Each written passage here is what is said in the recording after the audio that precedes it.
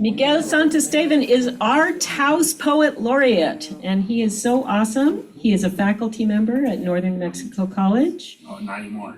Oh, you're not? Okay, this is a little old, but you do have a master's in ecology, which I thought was really awesome because it's hard to get your master's. And you've directed several youth and agricultural programs. You've produced a radio show about the acequia system and made a video about that, which I've seen, which is amazing. And he has the Sol Feliz farm with his beautiful wife and daughters, where visitors can participate in educational presentations, tours, and hands-on workshops. And he's going to talk about Dia de los Muertos. Thank you for being here with us, Miguel. All right, thank you. Yay!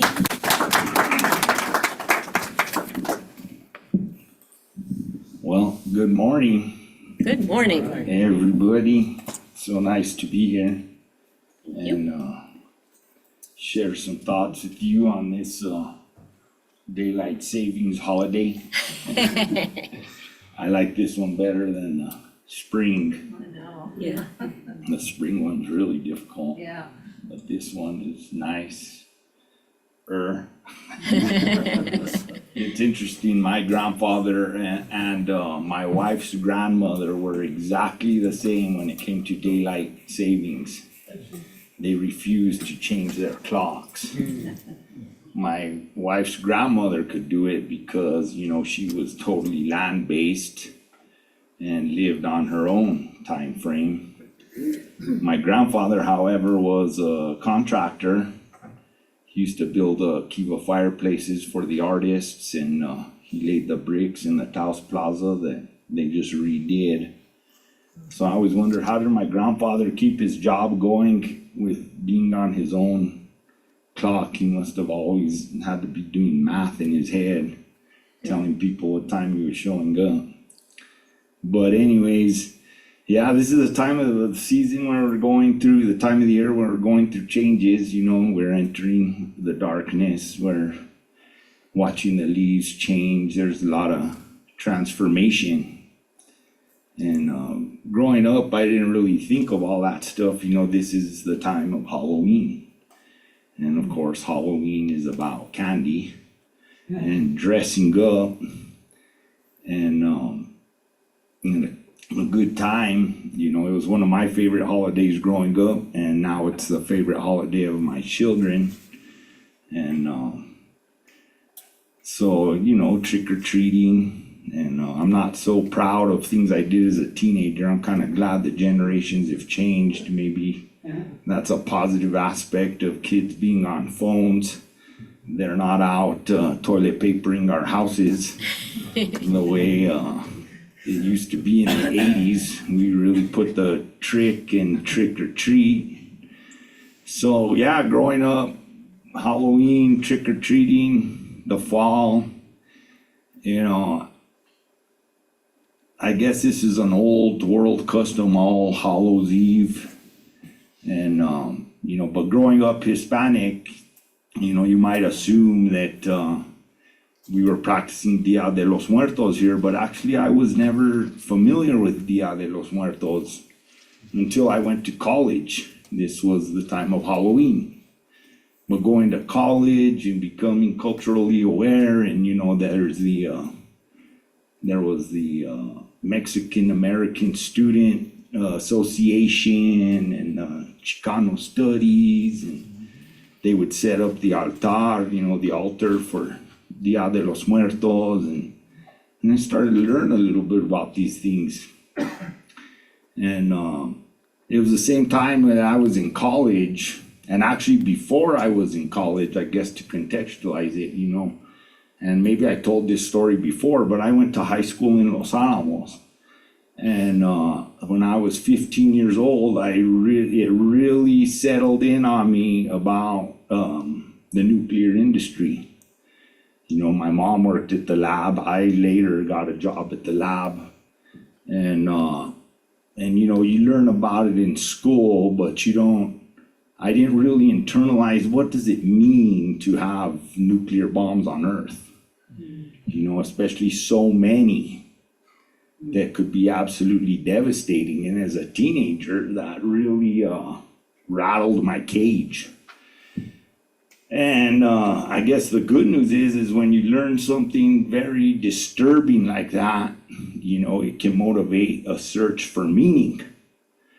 So I don't want to say that was the reason I got my first Holy Communion and confirmed. You know, I mostly got my first Holy Communion confirmed because my grandmother was interested in me doing that.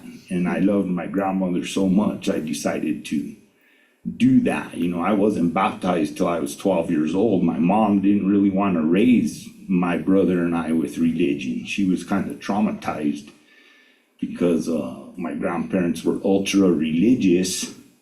So she said, I'm going to let my sons decide on their own what their religion is. And nevertheless, when we'd come visit the grandparents, my one grandmother take me to catechism. And I learned about, you know, the Catholic faith. And then my other grandma would take me to the Kingdom Hall. And I would learn about, you know, the Jehovah Witness religion. And then I would go home to my mom in Albuquerque, single mother, and, you know, really no talk of religion. So all of this was brewing in me as I was growing up, you know.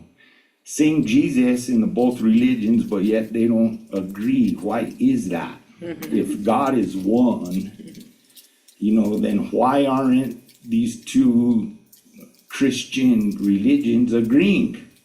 Why aren't all the Christians agreeing? It's the same Jesus. And so that was always a question in my head. And then when my grandmother, one time my grandmother, you know, my grandfather passed when I was 12. So then I started thinking, well, you know, he's in heaven. He was very religious. So he must be in heaven. There must be an afterlife. You know, both of my grandmother's religions are talking about it. And so when my grandmother asked me, you know, I remember her exact words. We were sitting at the table and she goes, you know, mijito, it would make me really happy if you got your first Holy Communion and confirmed. I was really happy to baptize you, and that would make me really happy. And I said, oh, that'll make you happy, Grandma, I'll look into it. So I signed up for the RCI classes at the Catholic Church, and I got my first Holy Communion and confirmed. But I can't say that I fully bought into the whole institutionalization of religion. I did buy in completely to my grandmother's faith, to her prayers. And in fact, a lot of people, you know, have all these opinions about the Catholic Church, and they're valid. You know, there's a lot of hard times that were because of the Catholic Church in different ways throughout history.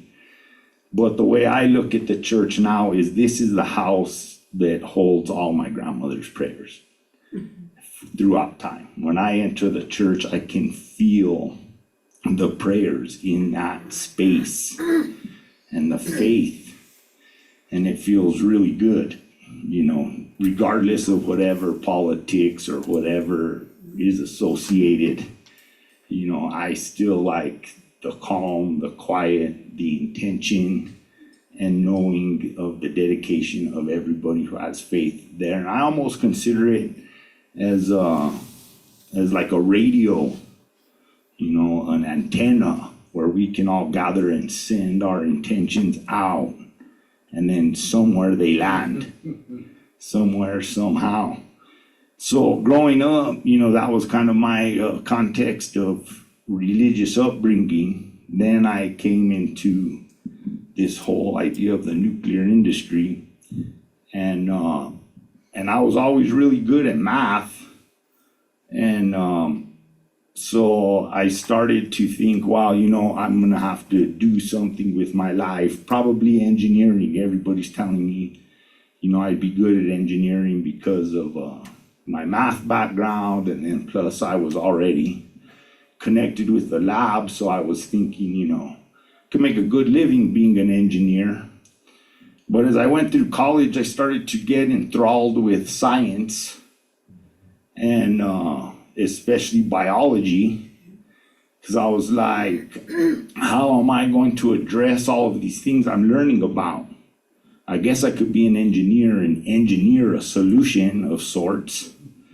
But when I came across biology, I was like, well, biology is the understanding of life, and as opposed to a nuclear industry, which is, basically motivated by death or contextualizing that aspect, then probably the solution is to cultivate life and understand life. And as I went on through the situation, thinking about it, I almost started to think of science as a neo-religion. And, every religion is based in, its original language. I'm enthralled by the idea that a lot of the Bible was written in Hebrew and Aramaic. And then it had to be translated through all these languages. And later as I studied it, I was all, well, there's a problem with studying the Bible in English because you're losing a lot of the contextual meanings. So language is very important. And I talked about that last time, speaking about, if you were here last time, that saying, in the beginning was the Word, and how important the Word is. And the Word is with God, and the Word was God. And to me, that line is so profound, that it's all about creation and from nothing. And so, as I was growing up and learning about Dia de los Muertos in college, and I was reflecting on these religions, and I was reflecting on science, the language of science is mathematics. And the savior is technology. And I started to say, there's a lot of ways of looking at this situation. And ultimately, I was trying to figure out, well, what's my place? What does it all mean? I think that's a question we all have. And then all these religions emerge, I think, to help us answer those questions. And the saviors of all the religions, whether it's Jesus or Buddha or Muhammad or Hare Krishna, are kind of our messengers, our teachers, to give us some kind of comfort that, that our life has meaning, that we have a purpose and a place, and there's something to look forward to. And so all these religions kind of revolve around that. And then, of course, I like to reflect on science because I'm a very reductionist way of thinking. I totally believe in miracles. I've witnessed miracles, and I've seen things that, or heard of things or know of things that are unexplainable by science. But yet I still find myself trapped in the reductionist mind.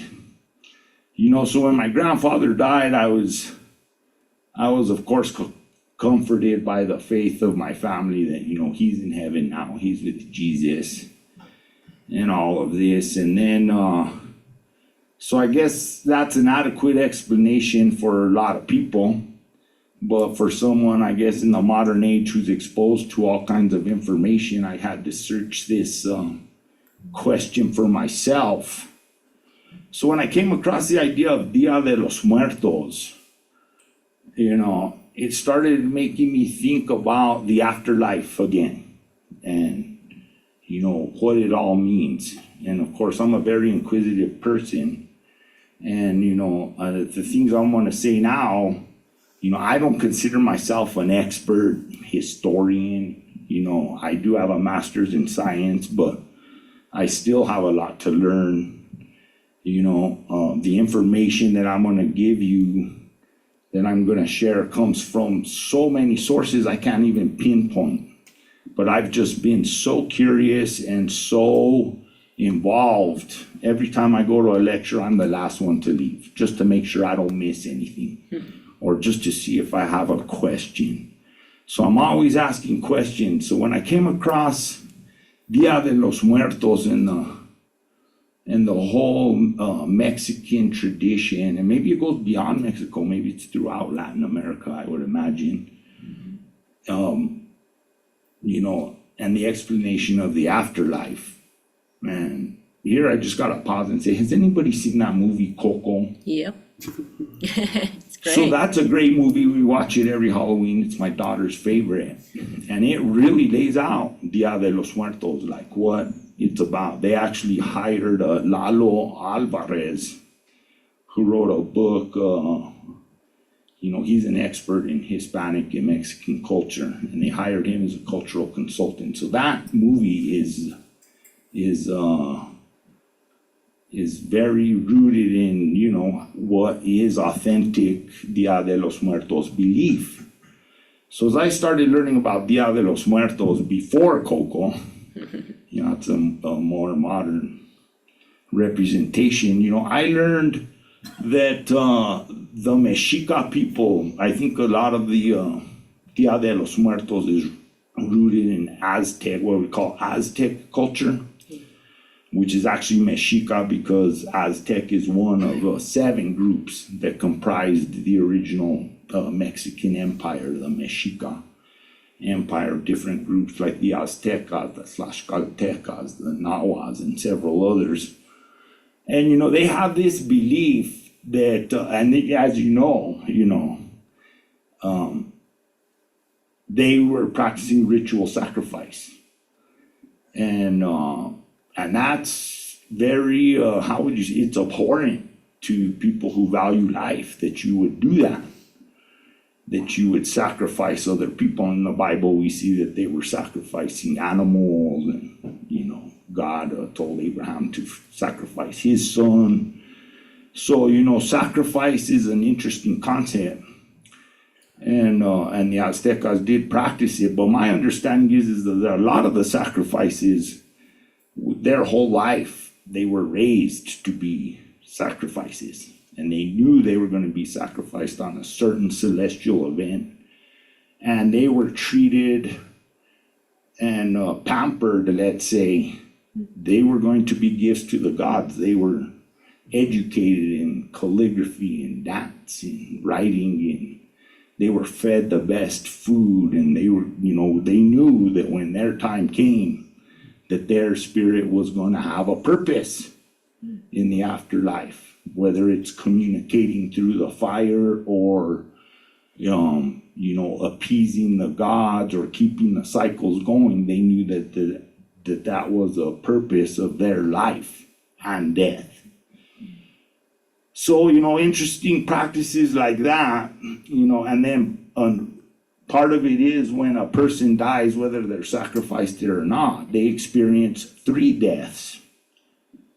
And the first death is when their heart stops beating. And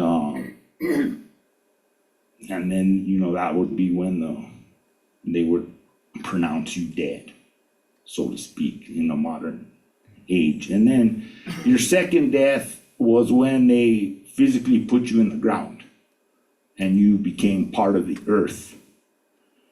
And or maybe it was a funeral pyre or however that was. But that was your second death, becoming part of the earth. And the third death is the most interesting.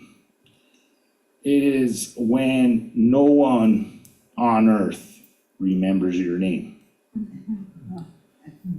And that's what the movie Coco's about, right? You're supposed to put the picture on the altar and remember your ancestors so that they can live on in a spirit world.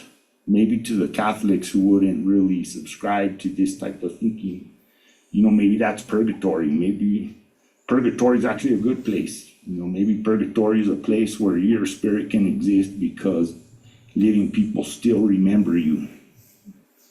And where do you go after that? You know, we might find ourselves in the grave whenever that is, and then, you know, having the same type of conversation about what happens next.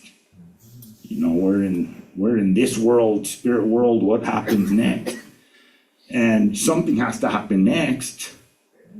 because then I have to reflect on my religious beliefs in science and laws of physics. You know, science has its creation story just like all the other religions. It's the great singularity, the Big Bang. That's the creation story. And then, you know, as we're trying to understand the world through science, you know, we have the laws of physics. That matter is neither, one of them being matter is neither created nor destroyed. It just changes shape, changes form. So we could say that that's what we're involved in. We are part of eternity. You know, if we look at the matter that makes up our bodies, you know, we're stardust. You know, most of the elements that comprise our bodies were birthed in stars. The intense gravity and heat takes these fundamental elements, these fundamental particles, and makes all of these atoms that comprise our physical flesh. And then when we die, you know, ashes to ashes, dust to dust. You know, and there was a conspiracy out there. I don't know if it's a conspiracy. At some point, I would think I was looking for scientific documentation, but it's something like somewhere I heard that, you know, they measured somebody when they died and they had them on a scale when they died, and they lost micrograms, or, you know, matter is neither created nor destroyed, but then, you know, the body lost mass when the person was pronounced dead. And so there was this idea that the spirit is actually in the body, and then when it's released, you lose mass and go to the next world. You know, and that's the world that is a mystery to all of us. You know, it's probably the great question all of us have, especially as we get older. And, you know, it's tragic when we don't think of that question because we're so young and living, and then something happens, and then we say, oh, that person was too young. You know, a parent shouldn't have to bury their children.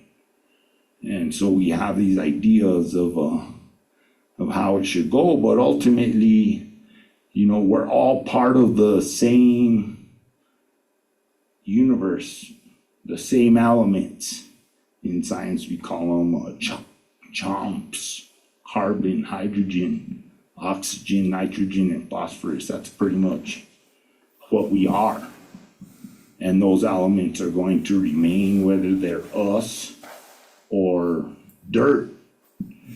And they'll remain forever, according to the laws of physics.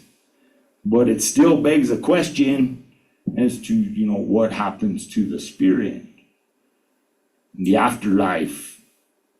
And so those of us that are living, you know, there's this idea that I came across that actually our job as humans in this earthly plane is to bring life into earth, because this is kind of like a sandbox. This earth is a sandbox or a classroom for us to define and refine our spirit, to learn more things, and that, you know, our job as human beings is to bring the life forth. And that's where we should honor, you know, all of the birthing helpers. You know, now my wife's all involved in midwifery, and, you know, all of our communities had midwives. You know, we didn't have to go to the doctor, and you know, when we were being born, you know, there was a group of women, maybe men too, that would facilitate the birth coming through and the life into this earth. And then the other thing that is the job of the humans, you know, as every organism on earth has its niche. Our niche is to facilitate a learning process for our brethren, that we're all involved in this learning process. And then, of course, there's death. And that our job is to help the spirits leave this earth. And there's even an idea now that, you know, in the modern age, we're so enthralled in the scientific tradition or the material tradition that we're not fulfilling our jobs. And that's part of the imbalance now, is that a lot of spirits are stuck. And the reason I can really appreciate that perspective is because in my culture, even though we didn't do Dia de los Muertos per se, when somebody died, we had a tradition called La Novena. We would pray for the soul of that person for 9 days to make sure that this spirit had the energy that it needed to travel to the next plane. So that was in the back of my mind, and then I got to hear a lecture from a Martín Prechtel. If you're familiar with him, I highly recommend his books or his writings or his teachings. But I saw a lecture of his, heard a lecture that was on grief and praise. And where he was saying, you know, us human beings, we have to nurture our bodies with food. And that's one of the reasons I'm into agriculture. Of course, we want to eat good food, natural food. But then the spirit world is nurtured. The spirits are fed by praise and grief, which is the same thing.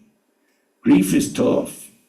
Like, I'm grieving right now because my cat actually died on Halloween. Aww. And instead of taking my daughter trick-or-treating to the plaza, my wife did that. I was digging a grave for my cat of 14 years. It was actually my best friend. And while I was doing that, I was grieving. I'm still grieving. But grief is praise, because you are praising the spirit that gave you so much love and so much meaning, so much belonging, and then now that's gone. So you grieve it, but it's really the inverse of the love that you felt. And that those spirits need grief and praise to feed them. They don't eat. They're not going to eat a power bar or a protein milkshake to get through their workout. They rely on us to remember the love that we had for them. Kind of like in the movie Coco, you put the picture on the altar and you remember them. And that's part of your praise for their life and what it meant for you. And you're able to send that spirit to the next world, whatever it is.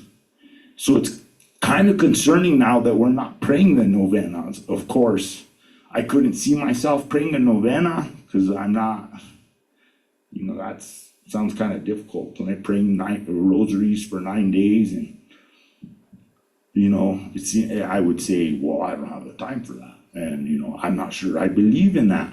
But nevertheless, the love is real, regardless of what religion you are, you know.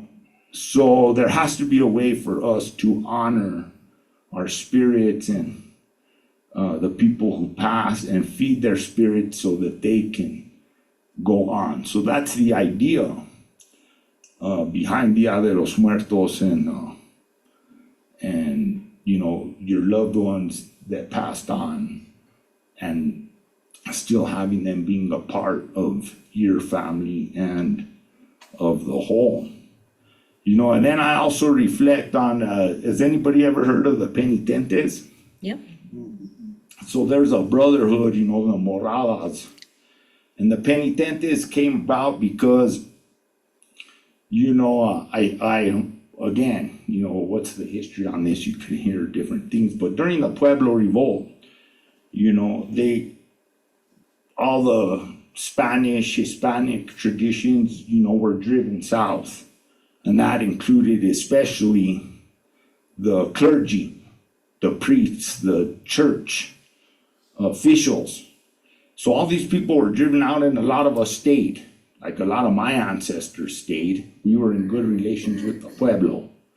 A lot of communities stayed intact, and the pueblos said, yeah, we know you, you're not imposing on us. You're not the target of this revolt. So a lot of our communities stayed, even though the Spanish were driven out, but we were still Catholic. And, and we still had people being born, and we believed they needed to be baptized. And we still had people dying, and there had to be funeral rites.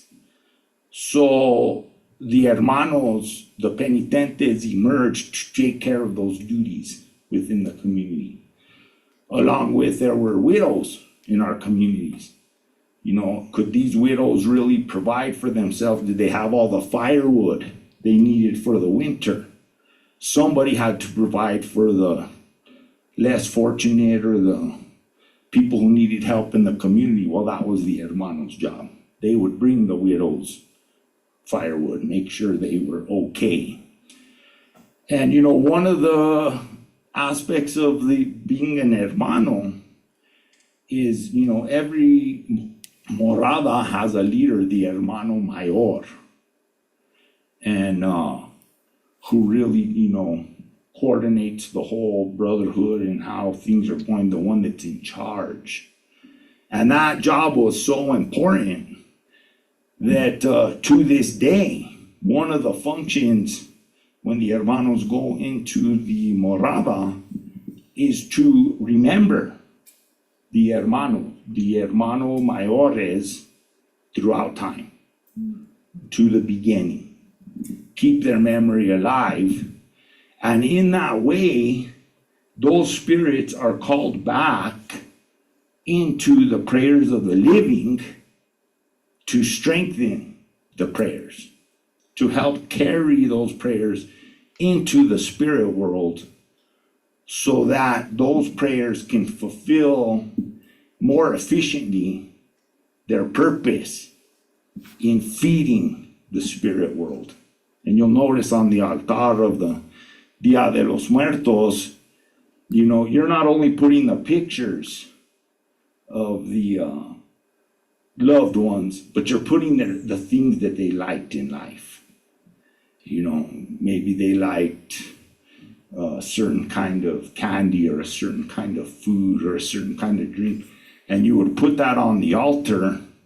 But that is something that nourished us in the living world, but it's that intention behind it that is then intended to feed the spirits in the spirit world and then help them go to the next stage in life. And so, this is something I don't know about anything that I said. Everything I just said could be just mythology. It could be story. None of us will know. But I'll tell you one thing. I do not believe, I think it's impossible, that when you die, that's it. You have no recollection of who you are, or, you're just going to sleep. And then maybe, they'll awaken you later at a rapture or something. But I actually believe we're part of something so great that, just like physics, matter is neither created nor destroyed. So I think it motivates us to really, reflect on the fact that we're going to leave this earthly plane. So let's cultivate, the most positive, beautiful experience we can have. We can't control all the bad things happening in the world, but hopefully through this process, we can learn how to control how we look at it and what we can actually do about it and how we can send our intentions forward to create it.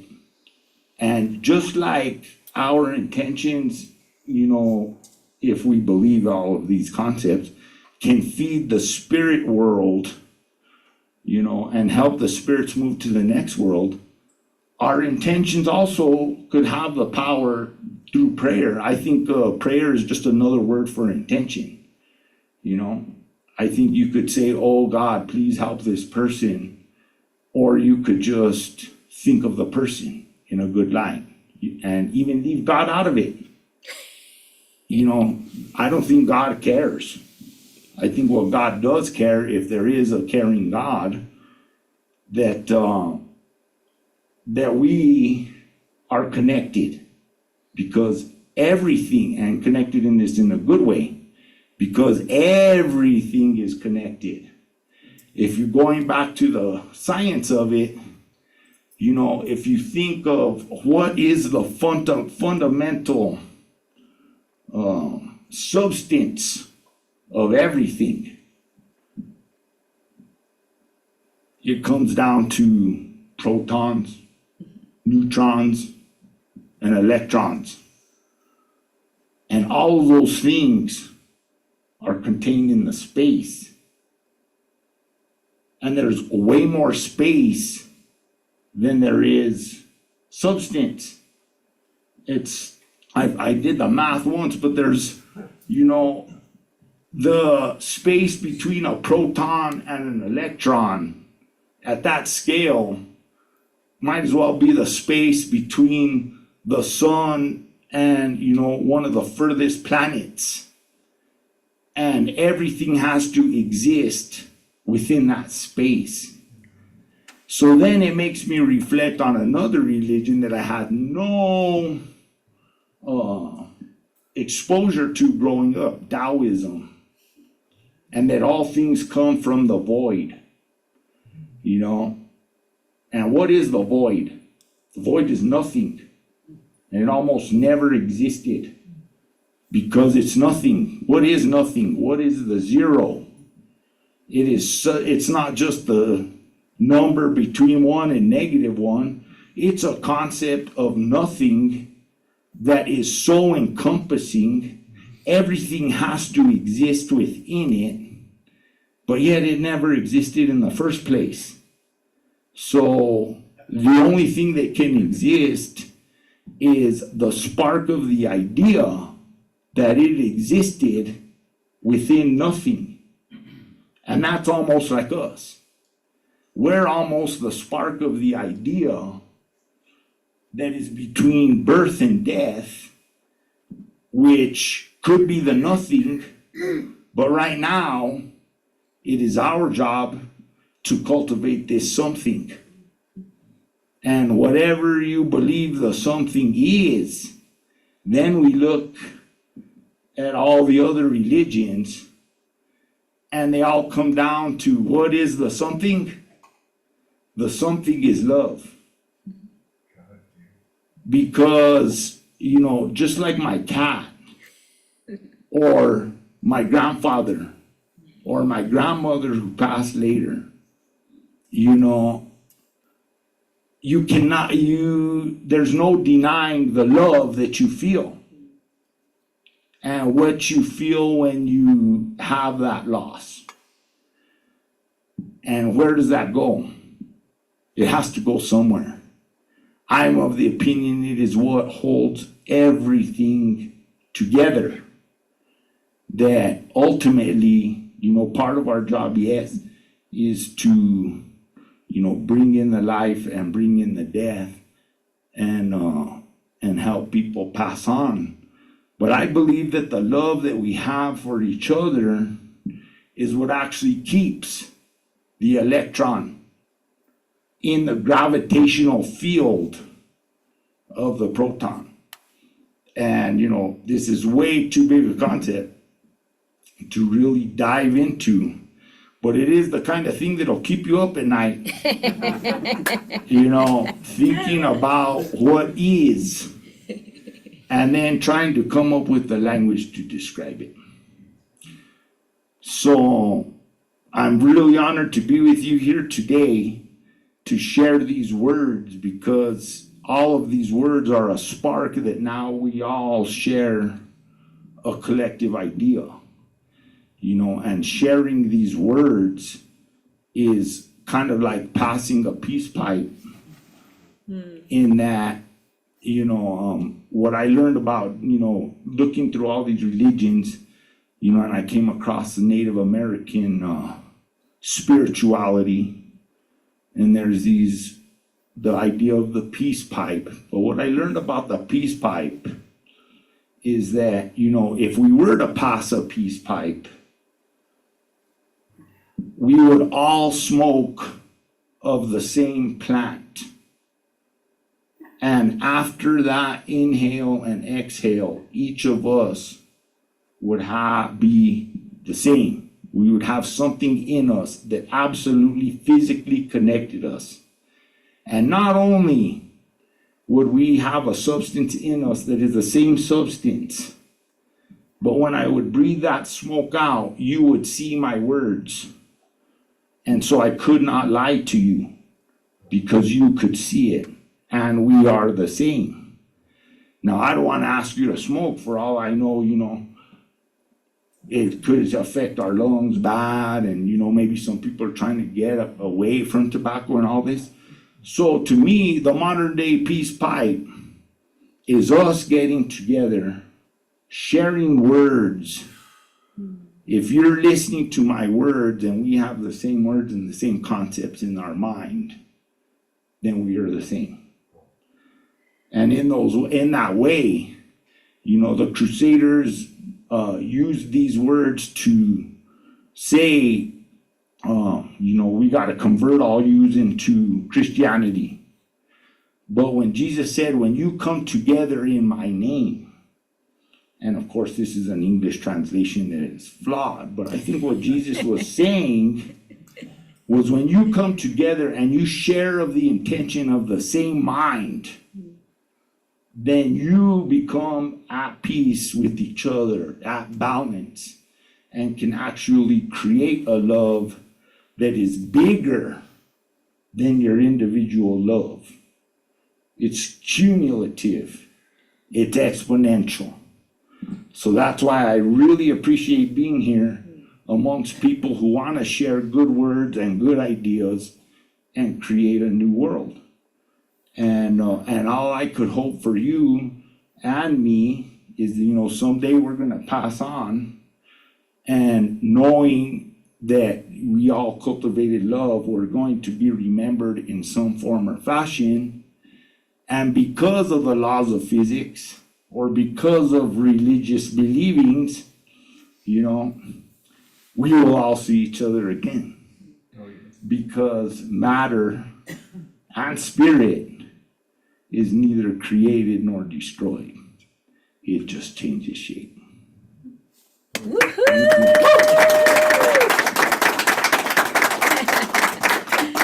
Thank you, Miguel. All right, thank you.